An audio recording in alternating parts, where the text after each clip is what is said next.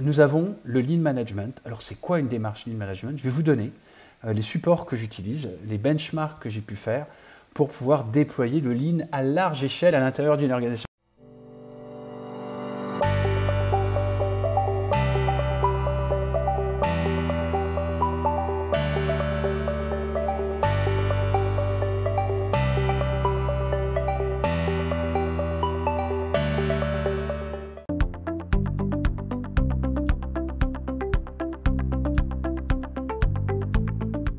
Maintenant, voyons le troisième outil, une transformation Lean Management.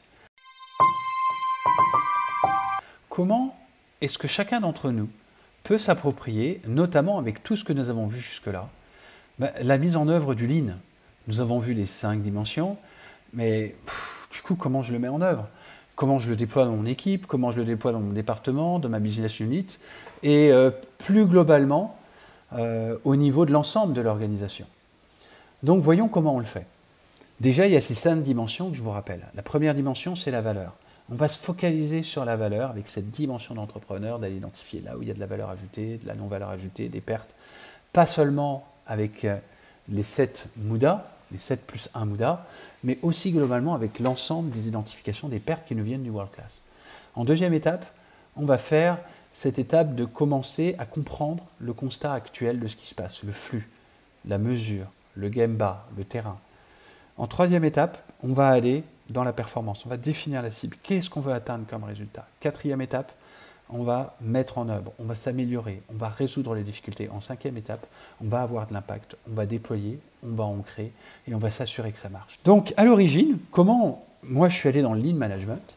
Eh bien j'ai regardé ce que faisaient les référents dans le domaine. Et les référents, pour moi ceux qui ont créé le Lean Management, c'est les cabinets de conseil, les Big Five comme McKinsey, BCG, etc.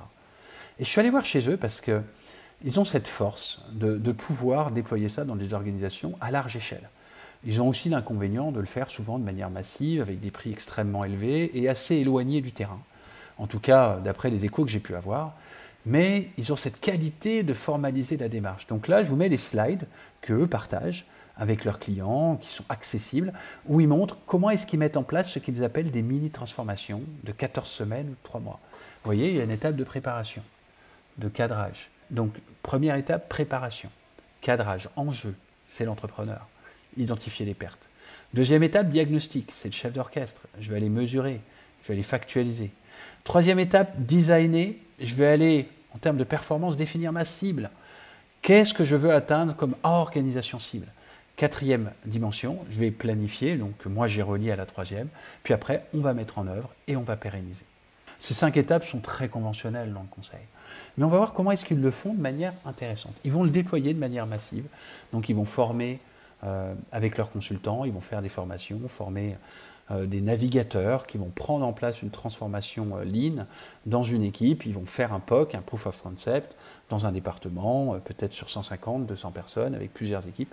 Et après, ils vont le démultiplier. C'est très intéressant, parce que ce qu'ils font, c'est d'aligner en fait le management, vous le voyez ici, de montrer la faisabilité avec le chantier pilote et après de lancer des vagues. C'est incroyable le nombre d'entreprises que ces grands cabinets de conseil, quand je dis grand, c'est par l'aura, et par l'impact en termes de stratégique, parce que finalement, en termes de nombre, ils sont moins importants que bien nombre d'autres cabinets de conseil, mais que ces cabinets de conseil en stratégie, pour faire plus avec un terme neutre, ils ont déployé ça dans des centaines en fait, d'entreprises et ils ont un énorme retour d'expérience. Maintenant, la question à se poser, c'est au-delà de cette quantité de déploiement, quelle est la qualité de ce déploiement et surtout la pérennité? Comment les équipes se le sont appropriées. Et c'est ça qui est vraiment intéressant. On ne va pas être que dans le quoi, on va aussi être dans le comment. Alors comment est-ce que moi, je me le suis approprié? Et je vous invite à voir comment vous allez vous l'approprier. Eh bien, on va avoir 4+1, axe du Lean Management, qui est très proche de ceux que j'ai pu voir dans ces cabinets de référence. Tout d'abord, focus sur le client, l'entrepreneur. C'est quoi la valeur? La non-valeur ajoutée. Deuxième axe, le processus. Comment je vais aller me focaliser sur la dimension du value stream mapping, du chef d'orchestre, la cartographie des processus et de ce qui se passe. Troisième dimension, je vais aller me focaliser, on va se focaliser sur le management, la performance, comment les KPI fonctionnent. Quatrième dimension, on va aller travailler sur l'organisation, les compétences. 5e dimension, les comportements et les cultures. Donc je suis assez proche de ce qu'ils ont pu faire. Et les étapes que vous voyez au-dessus, c'est des étapes en fait assez proches de ce qu'on ont mis en place avec une préparation et cadrage. Donc ça, c'était une première version que j'ai pu mettre en œuvre dès les années 2008-2009, basée sur les propres expériences que j'ai pu avoir en termes de consultants avec mes équipes à déployer ça dans les entreprises. Et voici ce que ça donne aujourd'hui.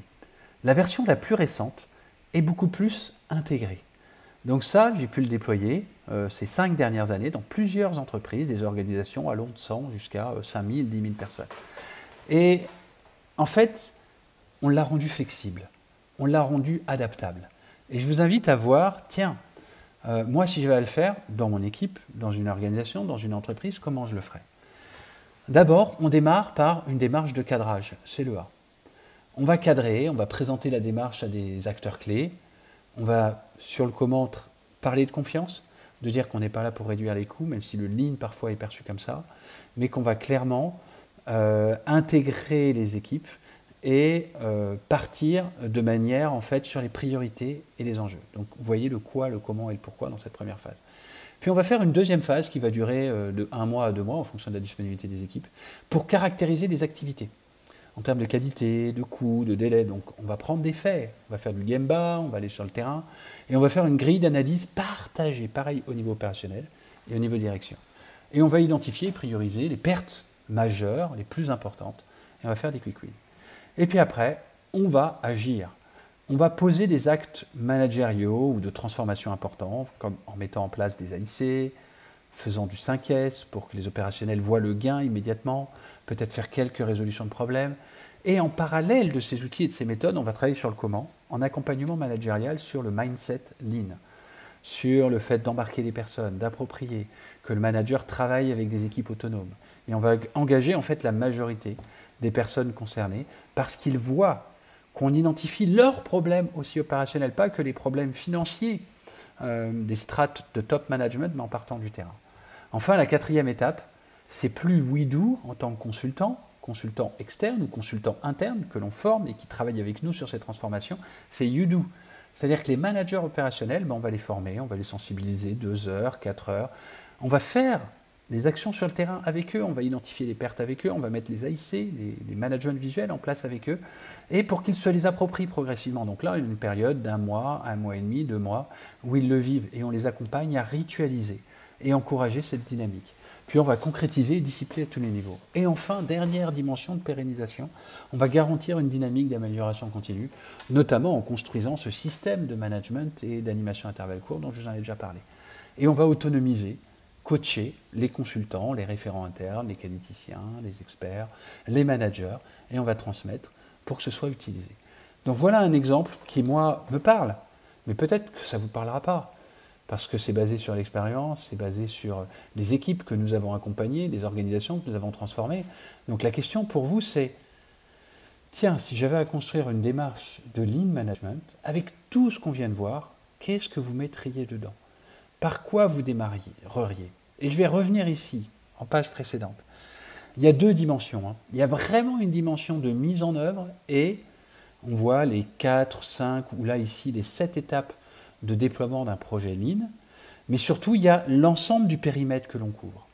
Et ça donne, attention, accrochez-vous, ce que j'appelle la roadmap. On voit par exemple ici, on a simplifié avec 5 étapes, une étape de cadrage, d'enjeux, on voit ça dans toutes les démarches de conseil, une étape de diagnostic, une étape de cible, une étape de mise en œuvre, une étape de mise en progrès ou de pérennisation. Donc, prenons ces 5 étapes. Eh bien, dans ces 5 étapes, sur les 5 dimensions, 1 de valeur, 2 de processus, 3 de performance, vous les voyez ici en couleur, 4 d'organisation et de compétences et 5 de comportement et culture, quels sont les outils que je vais mettre en place concrètement? Donc, autant ici, nous voyons sur une organisation de 30, 50 à 500, 1000, 5000 personnes, comment le déployer, autant ici, vous avez le guide, la boîte à outils. Eh bien, dans le cadrage, eh bien, je vais travailler sur les principaux flux, sur, par exemple, une synthèse des cartographies de processus que l'on voit en Lean Six Sigma qui s'appelle le CIPOC, sur la voie du client que nous appelons l'arbre des critères, sur les macros value stream mapping, tiens, quels sont les flux de valeurs principaux. Ça nous permet de voir les cartographies de flux. Deuxième dimension, les macro reporting. tiens, en termes de performance, c'est quoi vos indicateurs? Qu'est-ce qui ressort? C'est quoi les objectifs? Où est-ce que vous en êtes? Quels écarts? Quatrième dimension, l'organisation et les compétences. C'est quoi l'organigramme? C'est quoi les compétences? C'est quoi les matrices de compétences? Les compétences qui marchent, qui ne marchent pas. La mission, en quoi vous allez grandir en compétences sur cette mission de ligne pour vous l'approprier. Et puis on va aller sur le terrain, donc on va faire des interviews, notamment des managers. On va faire une synthèse, avec une synthèse d'équipe, un pré-audit lean avec une grille de maturité. Tiens, sur les 5 dimensions, en quoi vous êtes axé sur les pertes, en quoi vous êtes axé sur les flux, en quoi vous êtes axé sur la performance. Deuxième dimension, maintenant que nous avons fait le cadrage, eh bien nous allons mettre en place un diagnostic. Cartographie value stream mapping, avec un niveau d'appropriation, nombre de dysfonctionnements. On peut mettre un outil qui nous vient du Lean Six Sigma si on le veut, l'AMDEC, mais nous l'utilisons seulement en option. On va faire un plan de collecte sur ce value stream mapping. On va rencontrer les personnes sur le terrain. On va analyser les données.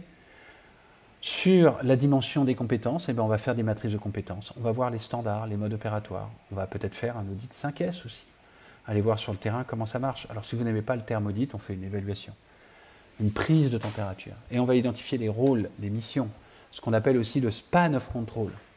C'est-à-dire combien de reporting par manager. Quand un manager a 3 à 5 membres, c'est super, jusqu'à 7 ça va, mais quand vous avez plus que 7 personnes à manager et qu'en plus ces personnes-là ne font pas exactement la même chose, qu'il y a une disparité des activités, c'est quasiment impossible pour un manager de faire grandir ces N-1. Ensuite, nous allons travailler sur les comportements et cultures avec la capacité de délégation, de prise de décision, d'activité managériale, la mesure du climat social, etc. Enfin, nous allons identifier la cible. Ça va être quoi le VSM futur? Ça va être quoi la performance future? On voit que les données, que les indicateurs, que les AIC, ils ne fonctionnent pas. Qu'il n'y a pas forcément d'indicateurs qui sont déclinés ou qu'on n'atteint pas les résultats. Donc on va faire des ateliers. Pas forcément des journées complètes. Des fois c'est 2 heures, 2 fois 2, 3 heures avec différentes personnes. Et en 3-4 semaines, vous avez déjà des résultats et vous pouvez tester des mises en œuvre. On va faire aussi des ateliers d'organisation en termes de compétences, en termes de standards. On va valider les objectifs et mettre en place la feuille de route. Et là, on va faire la mise en œuvre. On va faire des ateliers de mise en flux VSM. Donc on va voir les flux, on va mettre la cartographie du flux sur un mur qui est près de la zone où les personnes travaillent pour qu'ils puissent interagir, mettre leurs mesures, tester sur les zones en dysfonctionnement, comment ils vont les améliorer en testant des outils de mise en flux et en réajustant. On va faire des ateliers d'AIC, de management visuel, on va accompagner certains managers pour qu'ils se l'approprient. La clé, c'est que ce ne soient pas les consultants externes ou internes qui accompagnent trop longtemps, que très rapidement les managers entre eux se forment, fassent des validations entre eux sur les managements visuels. À faire des ateliers de résolution de problèmes. Tiens, qu'est-ce qui remonte de ces résolutions, de ces managements visuels? Ok, on va faire des A3 très légers, des écarts très légers au début. Enfin, des ateliers sur les standards, sur les équipes qui en ont besoin, les équipes qui manquent de compétences, qui voient qu'en termes de formation, de compétences, ils font beaucoup de défauts, qu'il y a beaucoup de variabilité entre les personnes, et bien on va pouvoir mettre en place des standards. Et enfin, des ateliers 5S de management visuel en fonction du besoin. Ce n'est pas systématique. Voilà. Voilà une démarche de mise en œuvre qu'on va piloter. Et enfin, on fait le pilotage des flux, ce que je vous ai présenté juste avant. On va mettre un AIC sur le flux en transverse, entre commercial et producteur, ingénieur ou technicien ou personne qui se déplace, entre commercial, ingénieur, mais aussi administratif. Les personnes qui ne se parlent pas, elles vont mieux parler. Les fonctions support, les fonctions métiers vont mieux travailler ensemble. Et on va mettre sur les AIC, par exemple, ce qu'on appelle des cartes de contrôle qui nous viennent aussi du Lean Six Sigma. Comment est-ce qu'on voit que l'indicateur il est hors limite pour pouvoir réagir? On peut mettre aussi en place des plans de contrôle qui sont dans les AIC. Tiens, qu'est-ce qu'on va surveiller comme indicateur? Et enfin, on va pérenniser les rôles. On va faire du coaching, des évaluations et on va transmettre ça avec un support qui permet aux personnes internes, consultants internes, de fédérer cette dynamique et c'est des compétences.